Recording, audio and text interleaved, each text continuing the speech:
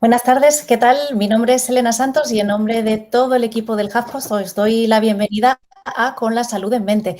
Comenzamos este encuentro sobre salud mental con vosotros, los lectores del HuffPost, y con 4 psicólogos que nos van a acompañar en la próxima hora. El coronavirus se ha llevado por delante muchas vidas, también empleos, contacto social, esperanzas, ilusiones. También ha traído tristeza, soledad, ansiedad, duelo, incertidumbre, y para todo esto no hay vacuna. Muchos está diciendo que la cuarta ola va a ser la de la salud mental y quizá esa ola hace mucho ya que nos mojó. 1 de cada 3 españoles reconoce haber llorado por la pandemia, dice el último CIS. 1 de cada 5 se ha sentido deprimido o sin esperanza muchos días, o más del 40% reconoce haber tenido también problemas de sueño. Y algunos en este contexto se permiten decir, vete al médico, pero es que ni que fuera tan fácil. En la Seguridad Social, las comunidades más rápidas tienen una lista de espera de 26 días. Es una cifra que en ciudades como Madrid puede llegar hasta los 200. E ir a un psicólogo privado cuesta de media unos 75 euros y muchos tampoco se lo pueden permitir. Y mientras se está disparando consumo de ansiolíticos, consumo de antidepresivos y de somníferos. Por todo esto, en el HuffPost hemos querido poner un granito de arena, abrir una ventana para vosotros, nuestros lectores y seguidores, y poner, aunque sea durante 1 hora, a 4 expertos a vuestro alcance para que respondan algunas de vuestras inquietudes sobre salud mental.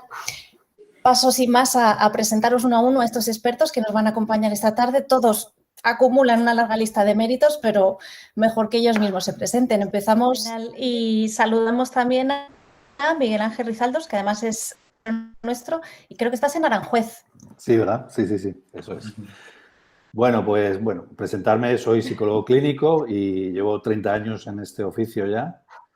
Y bueno, tengo mi propia consulta aquí en Aranjuez, donde es presencial y online. Bueno, soy uno de los pioneros de la psicología online en España y de hecho ahora pues trabajo casi exclusivamente online, ¿no?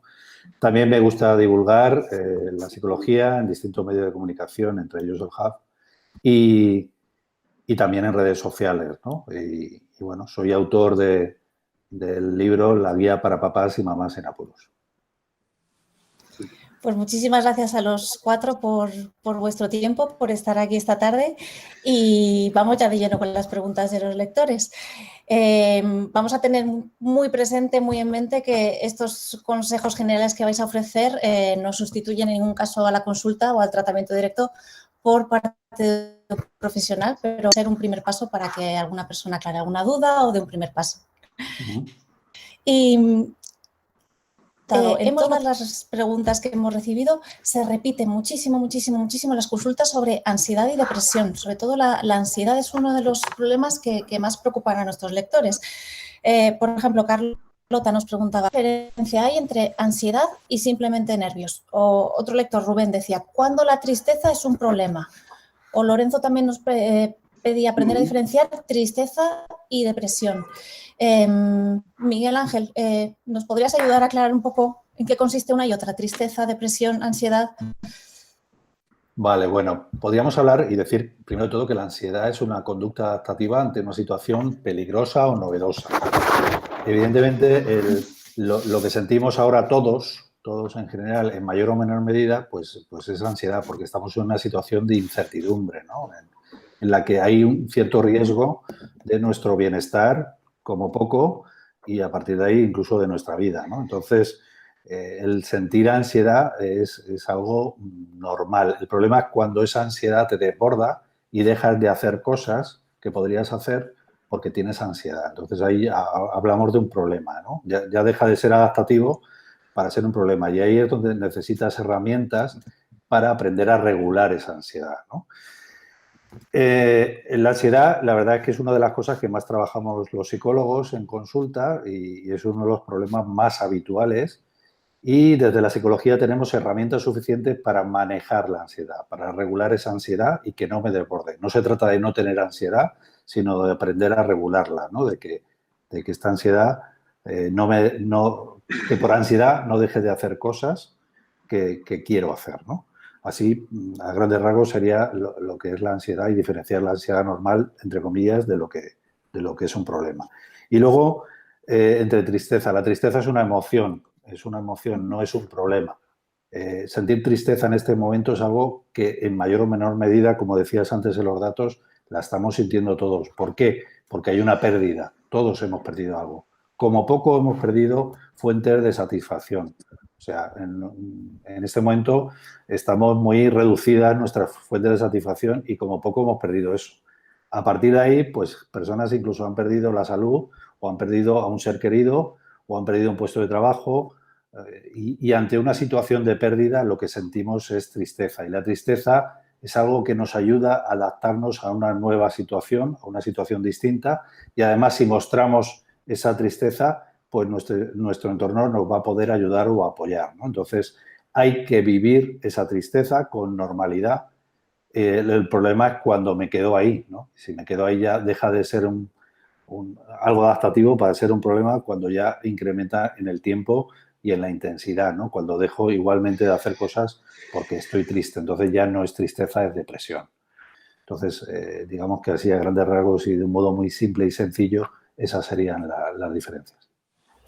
Y Miguel Ángel, otra pregunta que me parece clave nos la planteaba Cristina, que quería saber qué puede hacer si le da un ataque de ansiedad estando sola. Bueno, lo primero de todo es verdad que se tiene que poner en manos de un profesional que le dé herramientas y estrategias para manejar esos ataques de ansiedad, porque por propia iniciativa, pues a lo mejor cosas que le puedan salir, pues yo siempre digo, y hablando y volviendo un poco a lo que decíamos antes, que para ir al psicólogo no hace falta estar mal, sino querer estar mejor, ¿no? ¿Qué quiere decir esto? Que tenemos muy claro el ir a un profesional de la salud, como por ejemplo, si me rompo una pierna, pues no dudo en decir, bueno, a ver si se me pasa esto, a ver si yo puedo con ello, ¿no? Creemos que los problemas psicológicos son problemas de voluntad, ¿no? Antes hablabais de la depresión y yo creo que una cosa importante es saber que las personas que tienen depresión no es por un problema de voluntad, no es que ellos quieran estar así, porque muchas veces los acompañantes pues tratan de animar, ¿no? Entre comillas, y motivar al otro y claro, no es tan sencillo como eso que a veces decimos, bueno, pues no lo pienses más, no le des más vueltas, ¿no? Lo que tienes que hacer es salir más. Pues ese tipo de cosas a veces no ayudan, sino todo lo contrario, y te hacen sentir peor, ¿no? Ante un ataque de pánico hay toda una serie de estrategias que necesitas manejar, ¿no? El bajar ese nivel de activación, a lo mejor en un momento dado, puntualmente puede ayudarse de medicación, pero también con la relajación, con la respiración profunda, pues va a ser un modo de bajar ese nivel de activación y luego hay que trabajar toda una serie de estrategias a manejar los pensamientos, las emociones, pero yo le recomiendo que se ponga en manos de un profesional que va a ser quien le va a dar esas herramientas. Y Miguel Ángel, otra pregunta que me parece clave nos la planteaba Cristina, que quería saber qué puede hacer si le da un ataque de ansiedad estando sola.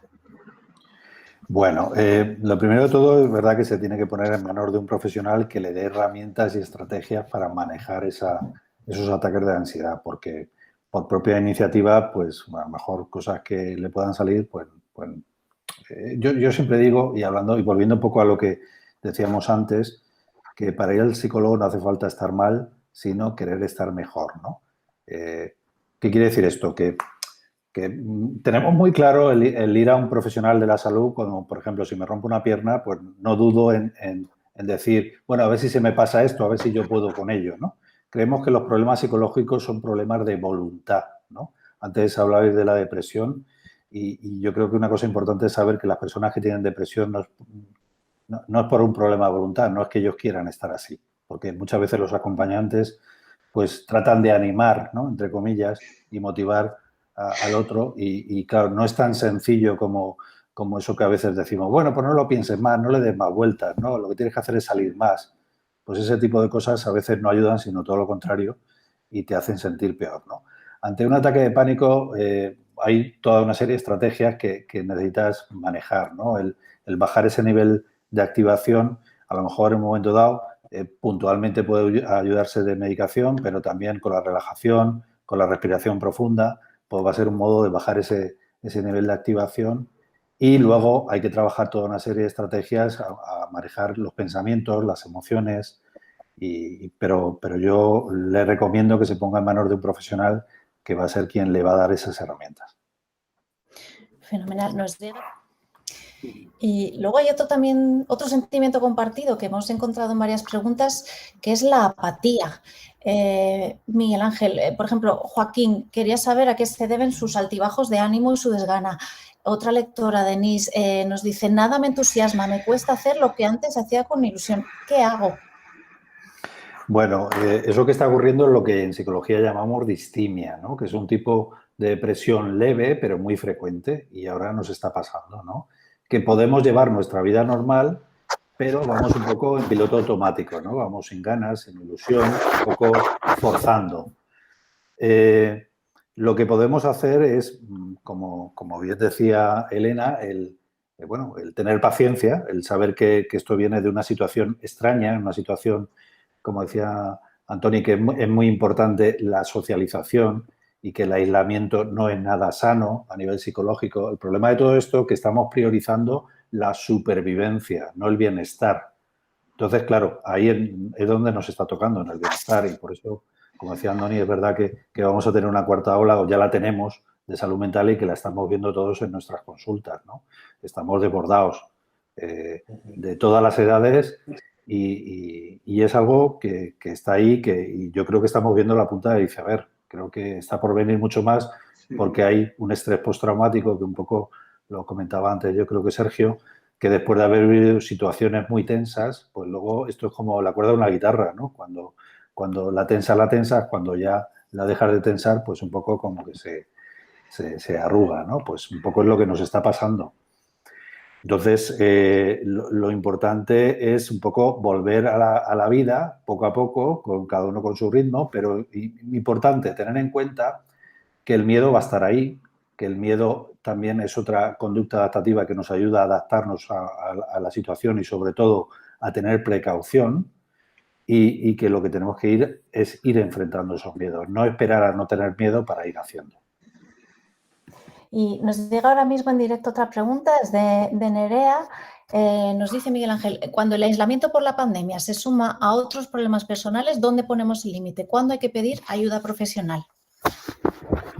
Pues en cuanto a ese malestar no te está dejando vivir el día a día, ¿no? Y está interfiriendo en las distintas áreas de tu vida, en tu trabajo, en tu familia, en tus relaciones con los demás. Yo creo que es el punto de inflexión. Y no esperar porque muchas veces esperamos a ver si se me pasa, a ver si yo puedo, lo que hablaba antes, ¿no? Igual que tenemos muy claro cuando sufrimos algo físico, ¿no? Y tenemos que ir al médico, pues un poco esto tendríamos que hacerlo con lo psicológico. Yo sé que existe mucho estigma, ¿no? Y que creemos que si voy al psicólogo es que estoy loco, pero no tiene nada que ver. Yo creo que eso lo tenemos que ir superando ya, ¿no? Y eso de vete al médico lo tenemos que ir superando porque es una atrocidad tal en el momento en el que estamos, ¿no? Entonces, no hay que tener ningún miedo ni ningún complejo, ¿no? Como decía antes, ¿no? Es algo que son unas herramientas que te van a servir no solo para este momento, sino para toda la vida. Yo creo, y en eso coincidiremos los colegas, en que las personas cuando aprenden las herramientas y saben cómo manejarlos, siempre agradecen el poderlas tener ya no solo para ese momento, para esa necesidad que tenían, sino para toda la vida, ¿no? Mencionabas ahora la ansiedad y nos acaba de llegar en directo una pregunta relacionada sobre la L-teanina. No sé si, Miguel Ángel, nos puedes aclarar si sirve o no para reducir la ansiedad. Yo confieso que es la primera vez que oigo hablar de esto, no sé lo que es. Yo tampoco. ¿No? No sé qué se ¿Alguno de vosotros? No. Bueno, yo lo estoy mirando ahora, que veo que es un compuesto natural, ¿no? A base de té verde y té negro, ¿no? Pues té. Hombre, así de entrada, el compuesto de té verde y té negro, que es un estimulante, parece que no sea lo más adecuado para la ansiedad. Pero bueno, tenemos que investigar más, entiendo. Sí. Yo creo que hay que huir un poco de las recetas milagro, ¿no? Cuidado con ese tipo de cosas. Vamos a hacer y poner el foco en los profesionales de la salud, ¿no? Y los profesionales de la salud mental en este caso, que somos los que somos especialistas y tenemos y sabemos las herramientas que pueden ayudar. Cuidado porque, pues igual que ahora empiezan con ese positivismo tóxico, ¿no? De de intentar darle la vuelta a todo lo negativo, ¿no? Y pensar que la pandemia es una oportunidad. Pues esas variedades se pueden oír por ahí y es muy peligroso porque la pandemia en ningún caso es una oportunidad, es una gran desgracia de la que probablemente saldremos, pero habrá muchos que se queden por el camino y muchos saldremos tocados o incluso hundidos. Entonces, cuidado con este tipo de estrategias y herramientas que a veces dan vendedores de humo por ahí, que hay que tener mucho cuidado, siempre que vayan a los profesionales de la salud. Límite, os quiero dar las gracias a los cuatro, a Elena, a Sergio, a Antoni, a Miguel Ángel.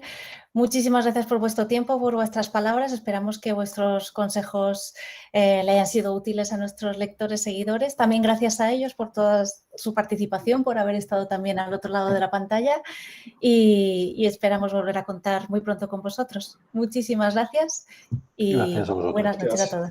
Gracias a vosotros. Gracias a ti, Elena.